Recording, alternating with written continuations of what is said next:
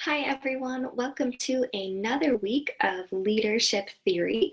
We are entering into our seventh lesson this week, and time is just really flying by. I wanted to let you all know that I am caught up on the grading from the last few assignments, and I will be focusing on your LMX leadership discussion post this week. And I think the discussion of LMX leadership, you guys did a really good job trying to tease apart this idea of in groups and out groups. And I know that idea that we create in groups and out groups feels somewhat uncomfortable because it doesn't seem fair. And the textbook talks quite a bit about this idea that LMX might appear as though some individuals are being disadvantaged.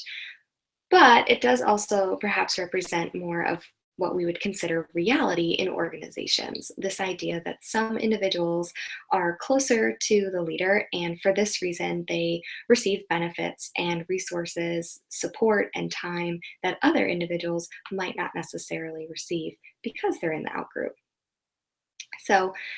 As a diversity researcher myself, I can easily see how LMX leadership might be influenced by some negative stereotypes or group biases that we have, and how some individuals might be excluded from the in group based on certain demographic or experiential qualifications.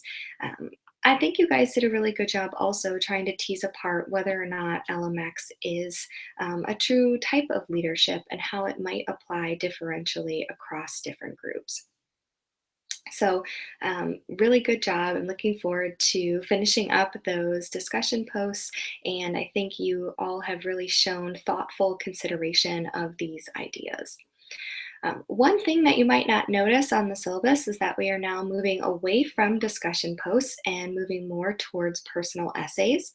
So the remainder of this class, your assignments will focus on personal essays as well as case studies.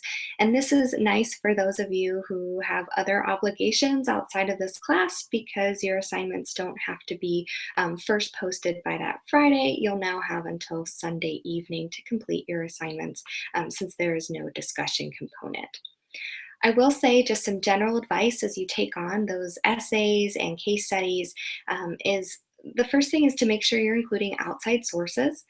And it's not necessarily enough to just include a source, but you really want to explain how it pertains to the topic at hand or kind of give an introduction to your outside academic source. What does it contribute to your discussion? How does it further help you understand or tease apart nuances of whatever leadership theory that we're focusing on that week? So again, trying to engage in those academic sources, using them to further expand your ideas about a given topic rather than just including a citation to sort of check a box. I also wanted to challenge you all to really think about each of these leadership theories and what they mean and the extent to which they really do capture leadership in organizations. Many of you are employed right now, many of you hold leadership positions. So, as you learn about each of these theories, I really want you to think about what is their utility? Does this explain problems or situations that are arising in my own organization? Can this be used across multiple types of individuals or across multiple types of situations? Or is there some information that might be missing from a given theory? It's kind of unlikely, given the hundreds of variables that can affect a leader follower relationship, that one theory is going to be able to explain everything. And for this reason, every theory has its criticisms. But I really want to challenge you all, encourage you all to think about more critically these leadership theories about when they do apply, perhaps when they don't apply, and what questions still remain. What questions do you have that you think perhaps are not being accounted for in a theory? Ultimately, at the end of the day, you want to be able to take the information you've learned in this class and apply it in your own situations. Can you use what you've learned in this class to make your yourself a better leader?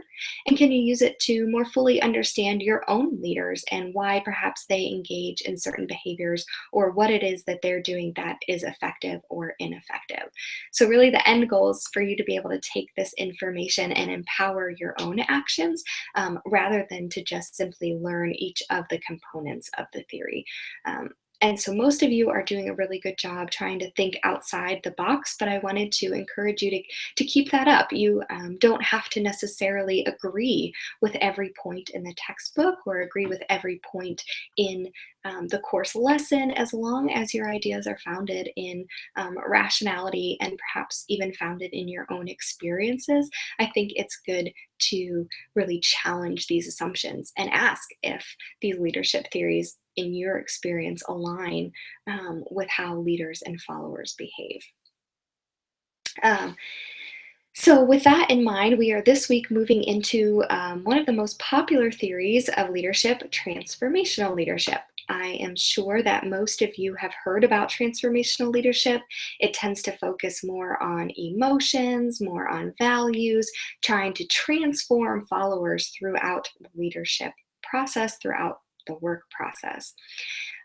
While this theory is perhaps one of the most highly researched and one of the most highly cited leadership theories, there are, of course, criticisms inherent to this leadership process. It's certainly not the cure all for leadership, though many people have looked at it as the ultimate leadership theory. So, this week, we're going to talk through some of those criticisms about transformational leadership and some of the factors that it fails to incorporate, or perhaps its limited utility.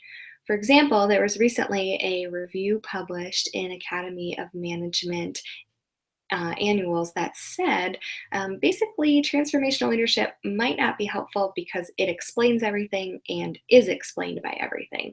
There tends to be this lack of concept clarity. What are we talking about when we say transformational leadership? What does it look like? What is inherent to that? How does it occur? Or is this something that we kind of throw around, a fluffy word, but it doesn't actually have much substance? So I think this week is pretty cool because it's taking a theory most of you might have heard of, or perhaps has even been touted as a really great thing in your own organizations, but being able to dig more deeply into what transformational is and is not, and how you can apply that in your own organizations. So this week, your task is to complete the transformational leadership essay that is due on campus by Sunday at 11:59 p.m. Your target, oh, do you see my kitty? She's my little helper today. Your target is about 1,000 words. If you're a little short, that's perfectly fine, but you want to make sure you've really given the prompt thoughtful consideration and that you're supporting your ideas with research support from the textbook as well as from academic sources found through the library. And again, trying to emphasize academic sources and staying away from blogs or personal websites that might not be founded in research or might even be misleading in their information. So you guys are doing an awesome job. We're halfway through June. The semester is flying, and I want you to know I really appreciate the time and effort you're putting into your posts and how professional and respectful and encouraging you all are of one another. So keep it up. Let's take on another week. I hope it's productive. And as always, if you have any questions or concerns, please feel free to reach out to me via email or through Canvas Mail. Okay? All right, everyone. Have a great week ahead. Take care.